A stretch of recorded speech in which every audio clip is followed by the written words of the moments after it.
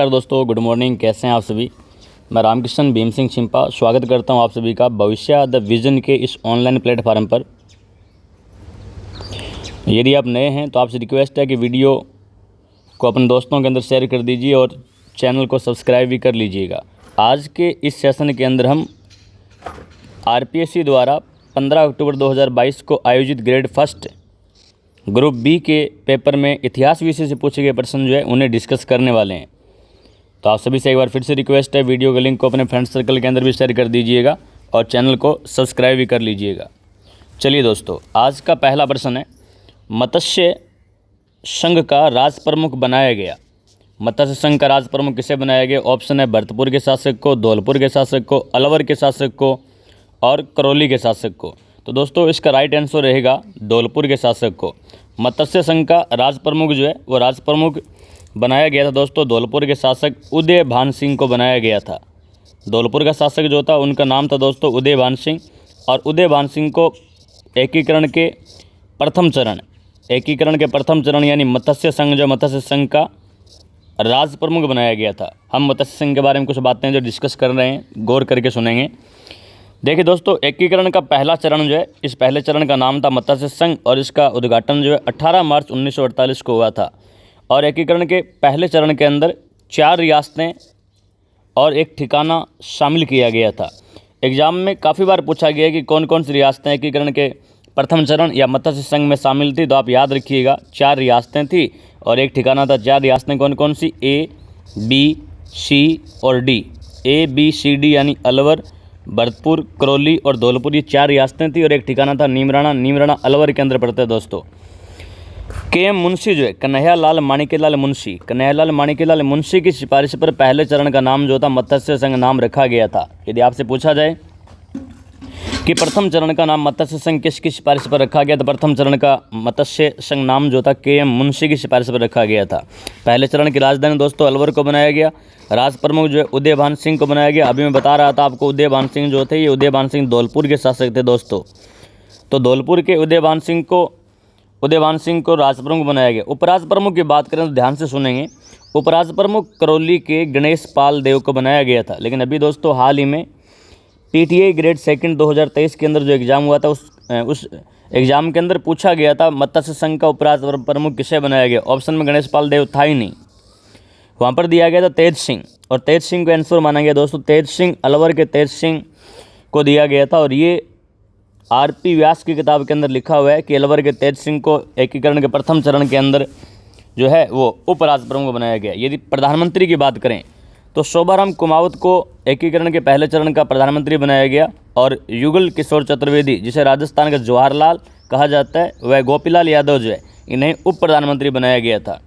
एकीकरण के पहले चरण का उद्घाटन जो है, ये उद्घाटन नरहरि विष्णु गौडगिल यानी NV गौडगिल के द्वारा किया गया। एकीकरण के पहले चरण का और दूसरे चरण का उद्घाटन करता भी NV गौडगिल ही था दोस्तों, ध्यान दीजिएगा।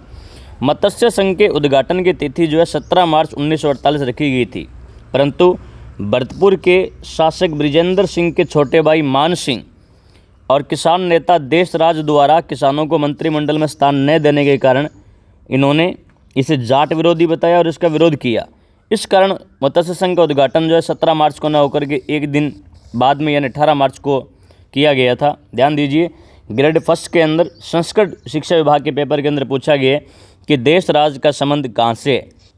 देशराज का संबंध कहाँ से है? तो दोस्तों देशराज का संबंध भरतपुर से है। भरतपुर से थे देशराज जो थे। आगे बढ़ते हैं। आज का अगला प्रश्न नंबर 2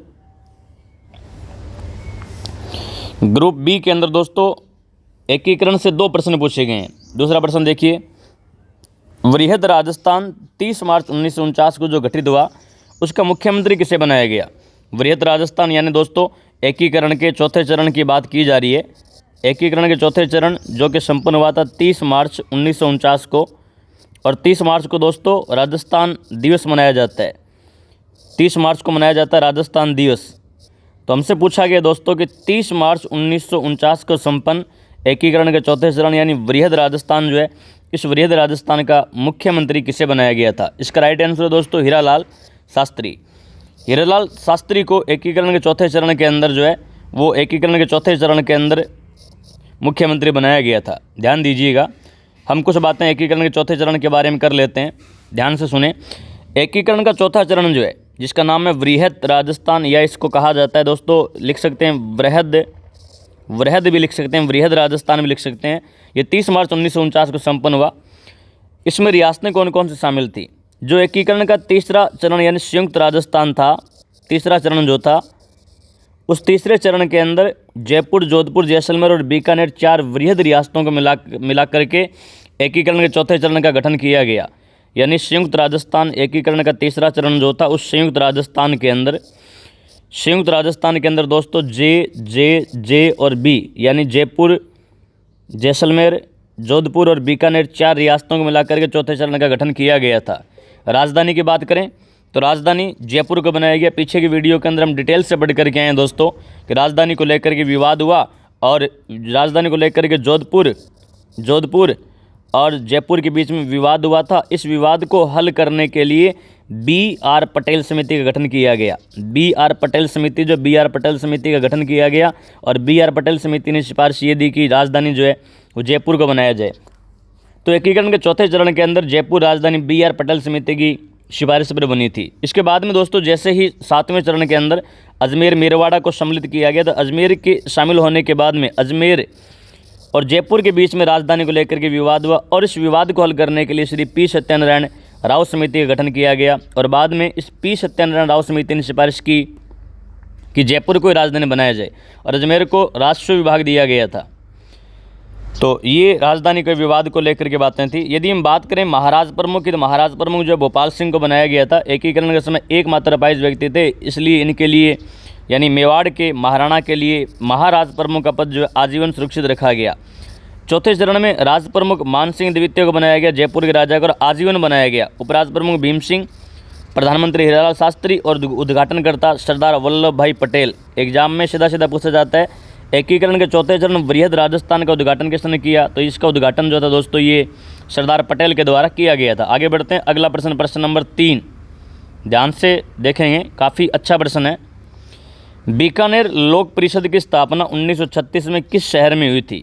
काफ़ी इजी प्रश्न है, पूछा गया। बीकानेर लोक परिषद जो है, इस बीकानेर लोक परिषद की स्थापना 1936 में किस शहर में हुई थी दोस्तों? राइट आंसर है कलकत्ता।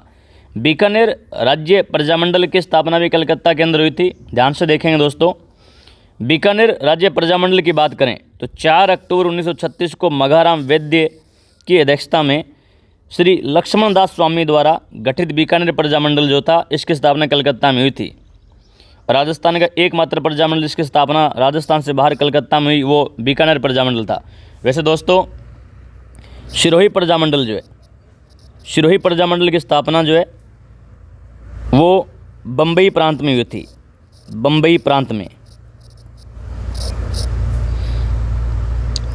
के अंदर हुई थी, और बीकानेर की कलकत्ता के अंदर हुई थी। आगे बढ़ते हैं, अगला प्रश्न देखिएगा, प्रश्न नंबर 4। गोविंदगिरी के नेतृत्व में भील गतिविधियों का केंद्र बेसड़ा गांव किस राज्य में था?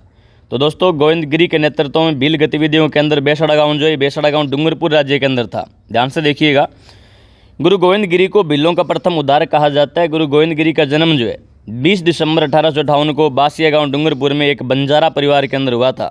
रीट एग्जाम 2018 के अंदर पूछा गया था गुरु गोविंदगिरी का जन्म किस परिवार में हुआ या किससे संबंधित है? तो बंजारा परिवार से संबंधित थे गुरु गोविंदगिरी जो थे। तो गुरु गोविंदगिरी डूंगरपुर में बेसड़ा नामक गाँव के निवासी एवं जाति से बंजारा थे। ध्यान दीजिए, भगत आंदोलन भीलों में सामाजिक उत्थान के लिए किया गया पहला आंदोलन था, और ये भगत आंदोलन दोस्तों गुरु गोविंदगिरी के द्वारा चलाया गया था।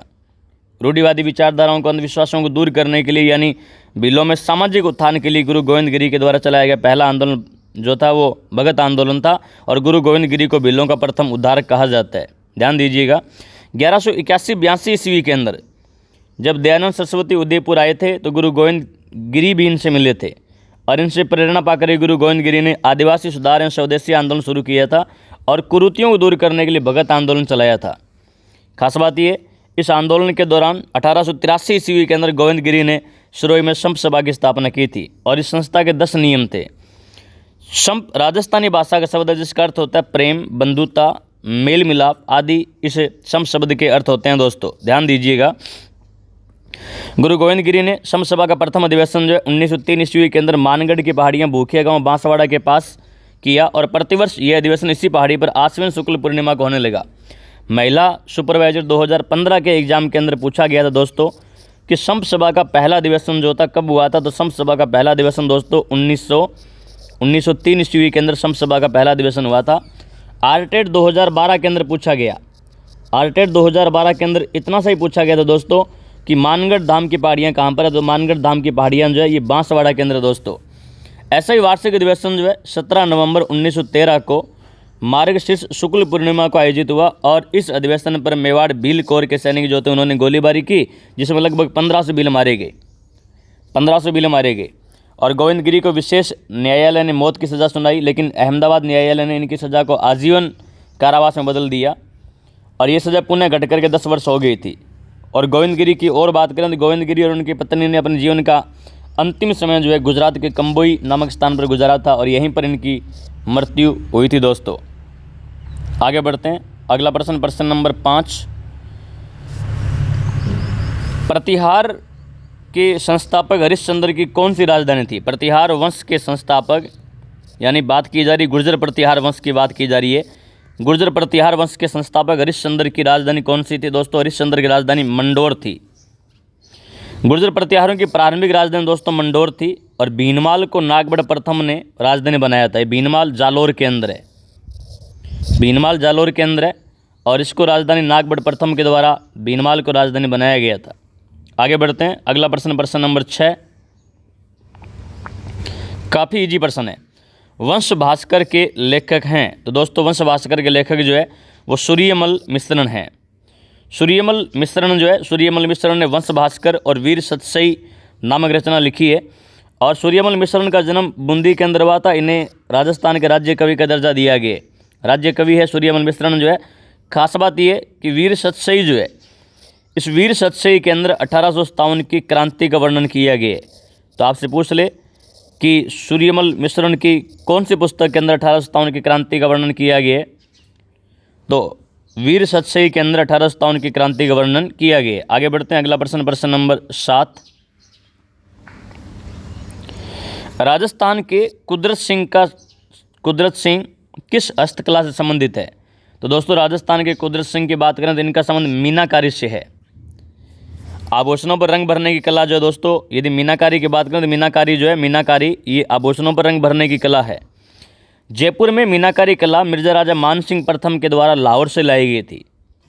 आपको जानकारी के लिए बता दूं दोस्तों, ये मीनाकारी और ब्लू पोट्री कला जो है पर्शिया ईरान से अकबर लाहौर लेकर के आया था और यहाँ से ब्लू पोट्री और मीनाकारी कला जो है मिर्जा राजा मान सिंह या मान सिंह प्रथम जो है इनके द्वारा जयपुर लाई गई। मीनाकारी को हस्तकला की आत्मा के नाम से जाना जाता है। और प्रसिद्ध कलाकारों की बात करें तो कुदरत सिंह को 1988 ईस्वी के अंदर मीनाकारी के लिए पद्मश्री पुरस्कार से सम्मानित किया जा चुका है। कुदरत सिंह, दुर्गा सिंह, काशीनाथ और कैलाश चंद्र ये कुछ अन्य कलाकार हैं मीनाकारी से संबंधित। आगे बढ़ते हैं, अगला प्रश्न, प्रश्न नंबर 8। 1857 की क्रांति के समय करौली का शासक पूछा गया जी। 1857 की क्रांति के समय करौली का शासक कौन था? तो करौली का शासक जो था महाराजा मदन पाल सिंह। महाराजा मदन पाल सिंह जो थे क्रांति के समय करौली के शासक थे दोस्तों।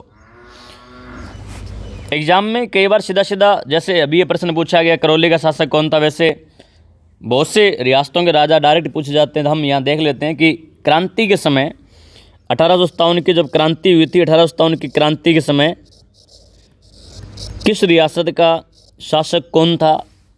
तो देखिएगा, उदयपुर के शासक जो थे क्रांति के समय महाराणा स्वरूप सिंह थे। जयपुर के अंदर मान सिंह द्वितीय, जोधपुर में तखत सिंह, कोटा में राम सिंह द्वितीय, मैक्सिमम बार पूछा गया। करौली के अंदर सरदार सिंह थे और बीकानेर के अंदर सरदार सिंह थे और करौली के अंदर मदन पाल सिंह थे। भरतपुर के अंदर क्रांति के समय शासक जो था जसवंत सिंह था। अलवर में विनय सिंह था। बूंदी में राम सिंह हाड़ा बूंदी के शासक थे। टोंक में नवाब वजीरुद्दौला और सिरोही में शिव सिंह। धौलपुर के अंदर वनपाल के अंदर पूछा गया कि क्रांति के समय धौलपुर का शासक कौन था? तो धौलपुर के अंदर क्रांति के समय शासक जो था उनका नाम था भगवंत सिंह। प्रतापगढ़ में दलपत सिंह था। बांसवाड़ा में लक्ष्मण सिंह और झालावाड़ में पृथ्वी सिंह। जैसलमेर में शासक थे इस समय क्रांति के समय रणजीत सिंह और डूंगरपुर में क्रांति के समय शासक जो थे उनका नाम था दोस्तों उदय सिंह नाम था। आगे बढ़ते हैं, अगला प्रश्न, प्रश्न नंबर 9। प्रश्न नंबर 9, किस चौहान शासक के द्वारा अजमेर में जो संस्कृत पाठशाला बनवाई थी उसे तोड़ करके ऐबक ने 2.5 दिन का झोंपड़ा मस्जिद बनवाई? पूछा गया कि किस शासक ने, चौहान वंश के किस शासक ने अजमेर में संस्कृत पाठशाला बनवाई जिसे तोड़वा करके कुतुबुद्दीन ऐबक ने 2.5 दिन का झोंपड़ा नामक मस्जिद बनवाई थी? तो चौहान वंश का वो शासक जिसने अजमेर में संस्कृत पाठशाला बनवाई उसका नाम पूछा गया। उसका नाम है दोस्तों विग्रहराज चतुर्थ। विग्रहराज चतुर्थ जो विग्रहराज चतुर्थ के द्वारा अजमेर में संस्कृत पाठशाला बनवाई गई थी। ध्यान से सुनिएगा, विग्रहराज चतुर्थ ने अजमेर की संस्कृत पाठशाला का निर्माण करवाया जिसे शिहाबुद्दीन मोहम्मद गौरी के गुलाम कुतुबुद्दीन ऐबक जो है इसने तोड़वा करके इस पाठशाला के स्थान पर मस्जिद का निर्माण करवाया तथा यहाँ फारसी अभिलेख लिखवाए। खास बात यह कि ये जो मस्जिद जिसे 2.5 दिन का झोंपड़ा कहा जाता है, ये मस्जिद राजस्थान की पहली मस्जिद है, राजस्थान की प्रथम मस्जिद है दोस्तों। और ख़ास बात ये भी है कि राजस्थान के अंदर सर्वप्रथम यदि फारसी भाषा में अभिलेख कहीं मिले हैं तो अजमेर के 2.5 दिन के झोंपड़े यानी राजस्थान की प्रथम मस्जिद के अंदर मिले हैं। राजस्थान में प्रथम फारसी अभिलेख यहीं मिले हैं। खास बात ये कि वर्तमान में संस्कृत पाठशाला के इस स्थान पर मुस्लिम संत पंजाब शाह का 2.5 दिन का उर्स यानी मेला लगता है। इस कारण इस इमारत को 2.5 दिन का झोंपड़ा भी कहा जाता है। कर्नल जेम्स टोड राजस्थान के इतिहास के पिता ने जब 2.5 दिन के झोंपड़े को देखा तो देख कर कहा कि मैंने राजस्थान में इतनी प्राचीन और सुरक्षित इमारत नहीं देखी है। वैसे आपको बता दूं, प्राचीन इमारत राजस्थान के अंदर कहूं तो बटनेर का दुर्ग है दोस्तों, बटनेर दुर्ग है। और बटनेर दुर्ग जो है, इस बटनेर दुर्ग को 3री शताब्दी यानी 298 ईस्वी के अंदर भूपत भाटी के द्वारा बनवाया गया था। भूपत भाटी जो है, भूपत भाटी के द्वारा इस बटनेर दुर्ग का निर्माण करवाया गया था। घग्गर नदी के किनारे भूपत भाटी के द्वारा बनवाया गया था 3री शताब्दी के अंदर। ये सबसे प्राचीन इमारत है राजस्थान के अंदर। लेकिन कर्नल टोड जो है वो 2.5 दिन के झोंपड़े के बारे में कहता है कि मैंने राजस्थान में इतनी प्राचीन और सुरक्षित इमारत नहीं देखी है। इम्पोर्टेंट है, ध्यान से देखेंगे। पर्सी ब्राउन जो है, पर्सी ब्राउन ने कहा कि इस मस्जिद के अंदर, राजस्थान की प्रथम मस्जिद के अंदर वर्तमान में मुस्लिम संत पंजाब शाह का 2.5 दिन का मेला लगता है, इसलिए इसे 2.5 दिन का झोंपड़ा कहा जाता है। जबकि पुरातत्वविद इतिहासकार जॉन मार्शल जो है, इन्होंने कहा कि राजस्थान की ये पहली मस्जिद जो अजमेर के अंदर बनी हुई है, इस मस्जिद का निर्माण जो है, इस मस्जिद का निर्माण मात्र 2.5 दिन में हुआ है, इसलिए इसे 2.5 दिन का झोंपड़ा कहा जाता है। खास बात ये दोस्तों, 2.5 दिन के झोंपड़े में 16 खंभे हैं, इस वजह से वर्तमान में इसे 16 खंभों वाला महल भी कहा जाता है। आप याद रखिए, नागौर के अंदर अमर सिंह राठौड़ की छतरी जो बनी हुई है, नागौर में अमर सिंह राठौड़ जो है, अमर सिंह राठौड़ की छतरी नागौर के अंदर बनी हुई है। और अमर सिंह राठौड़ की जो नागौर के अंदर छतरी बनी हुई है, इस छतरी के अंदर भी खंभों की संख्या कितनी है? 16 खंभे हैं। और अजमेर के 2.5 दिन के झोंपड़े में भी 16 खंभे, इसलिए इसे 16 खंभों वाला महल कहा जाता है। ये मैं बता ही चुका हूँ, राजस्थान की पहली मस्जिद है। अब्बू बकर ने 2.5 दिन के झोंपड़े का डिजाइन तैयार किया था दोस्तों। आगे बढ़ते हैं, अगला प्रश्न, प्रश्न नंबर 10।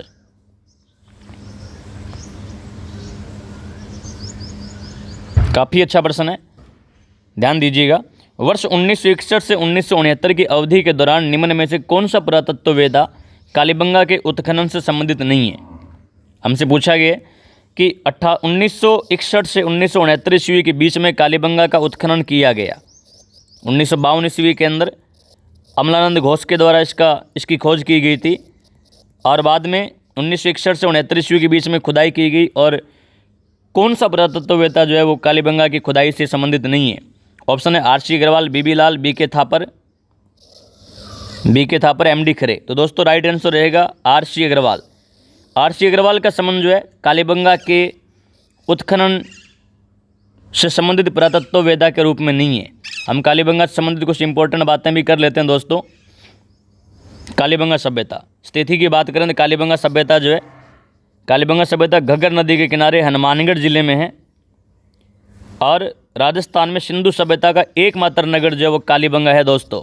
सिंधु घाटी सभ्यता, इंडस वैली सिविलाइजेशन की राजस्थान में एकमात्र साइट जो है वो कालीबंगा है दोस्तों।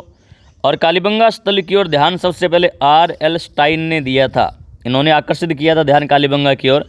बाद में 1952-53 में अमलानंद घोष के द्वारा इस कालीबंगा की खोज की गई। उत्खनन की बात करें, उत्खनन से खूब सारे प्रश्न एग्जाम में पूछे गए, ध्यान से देखेंगे। कालीबंगा का उत्खनन दोस्तों 1961 से 1969 ईस्वी के बीच में बीबी लाल के निर्देशन में पूछा गया। किसके निर्देशन में? तो बीबी लाल के निर्देशन में B.K. थापर, बीबी लाल, ब्रजवासी लाल, B.K. Thapar, Balkrishna Thapar, J.V. Joshi, M.D. खरे, K.M. श्रीवास्तव और S.P. जैन के सहयोग से संपादित किया गया। ये जितने भी नाम हैं दोस्तों, इनको अच्छे से नोट डाउन करके याद कीजिए। आजकल मैक्सिमम प्रश्न कालीबंगा में यहाँ से पूछे जा रहे हैं कि बीबी लाल के निर्देशन में number 1 B.K. Thapar, number 2 J.V. Joshi, number 3 M.D. खरे। ये नाम ज़्यादा हाईलाइट M.D. खरे वर्तमान में, M.D. खरे, K.M. श्रीवास्तव और S.P. जैन के सहयोग से कालीबंगा के उत्खनन का कार्य जो है वो संपादित किया गया था। दोस्तों B.K. थापर को ये कार्य भारतीय पुरातत्व सर्वेक्षण विभाग की ओर से सौंपा गया था। खास बात यह कि कालीबंगा सभ्यता की सर्वप्रथम व्यवस्थित जानकारी जो है वो इटली के विद्वान डॉक्टर L.P. टेसिटोरी के द्वारा दी गई थी। ये भी बहुत से एग्जाम के अंदर पूछा गया है वर्तमान में। तो L.P. टेसिटोरी का नाम भी याद रखिए। उदिना गांव इटली के रहने वाले थे डॉक्टर L.P. टेसिटोरी जो थे।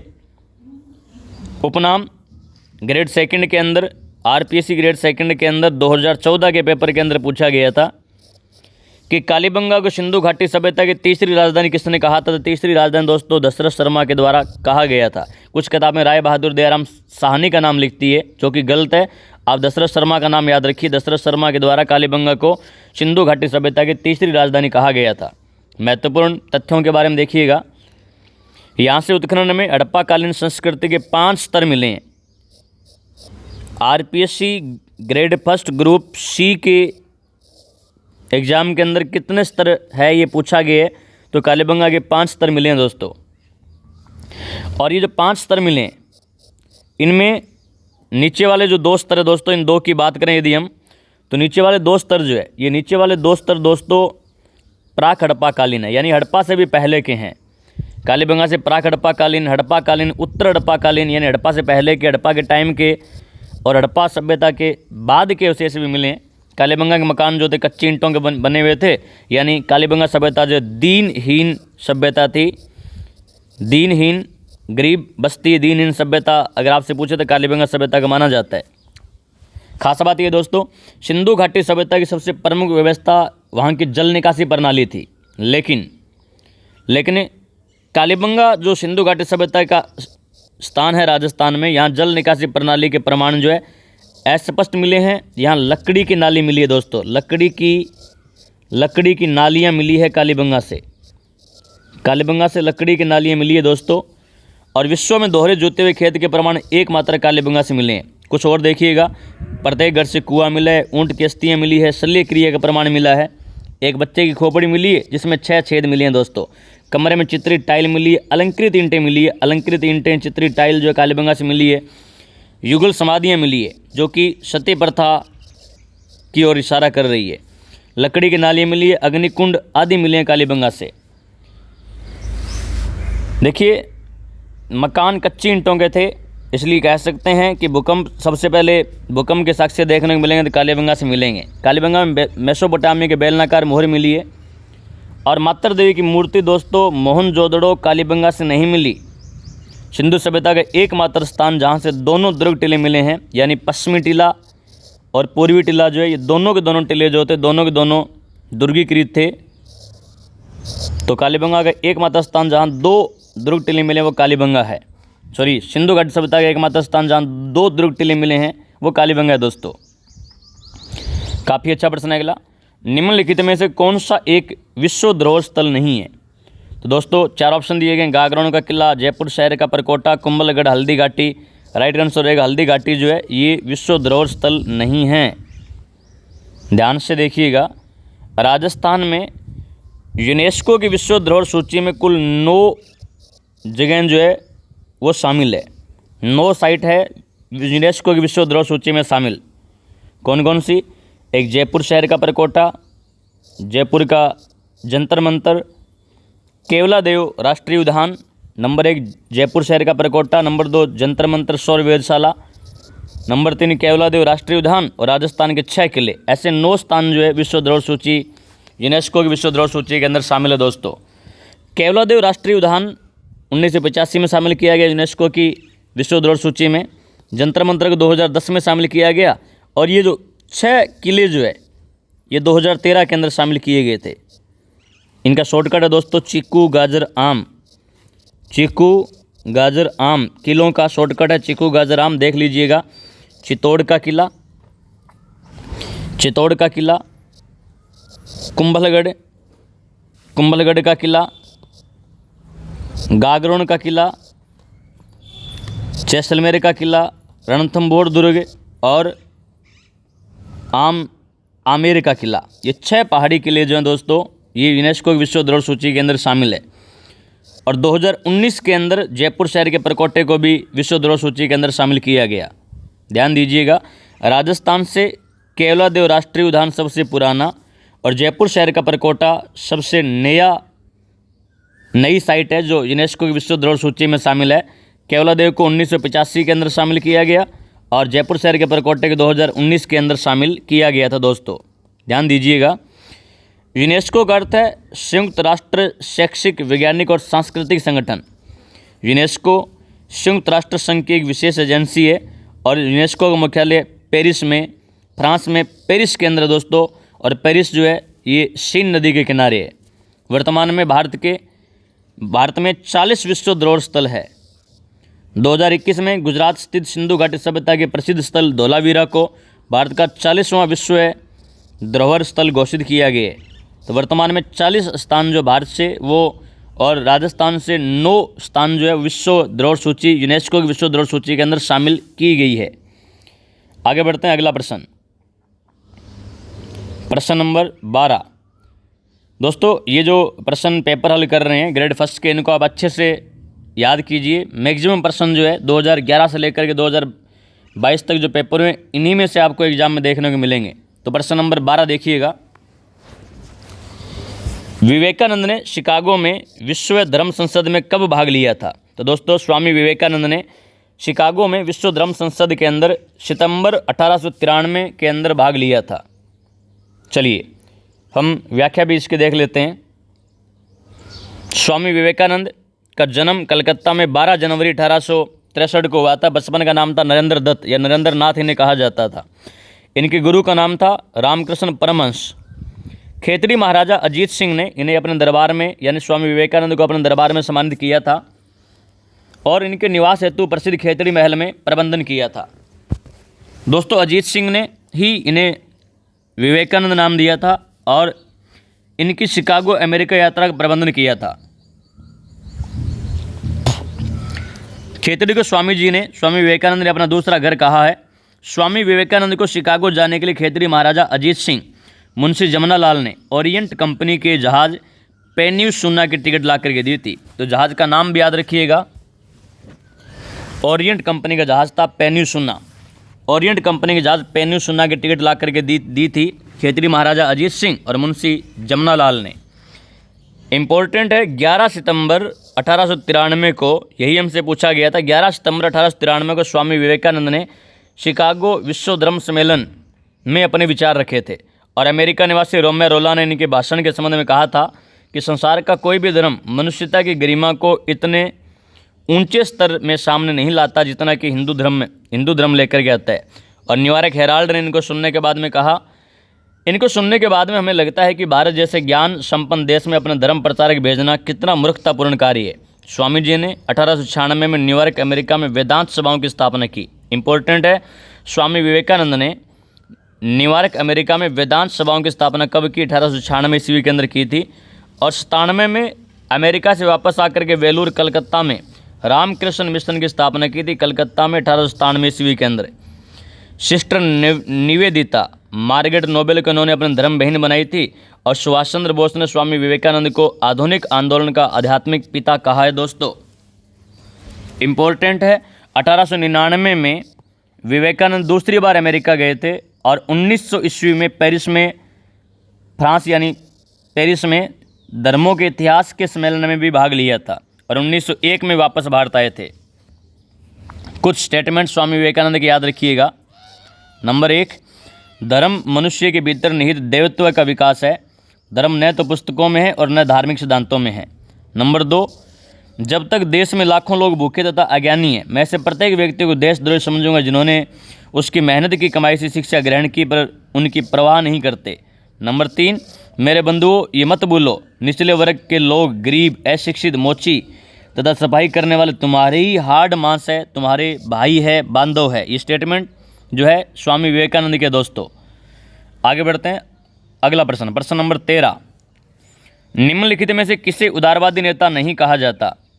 दादा भाई नौरोजी, गोपाल कृष्ण गोखले, फिरोज शाह मेहता, विपिन चंद्र पाल। राइट आंसर रहेगा दोस्तों विपिन चंद्र पाल। लाल, पाल और बाल, ये त्रिमूर्ति के नाम से प्रसिद्ध है, लाल, पाल और बाल। और ये ग्रम दल के यानी उग्रवादी विचारधारा के नेता थे, लाला लाजपत राय, विपिन चंद्र पाल और बाल गंगाधर तिलक। विपिन चंद्र पाल इसका राइट आंसर रहेगा, ध्यान दीजिएगा।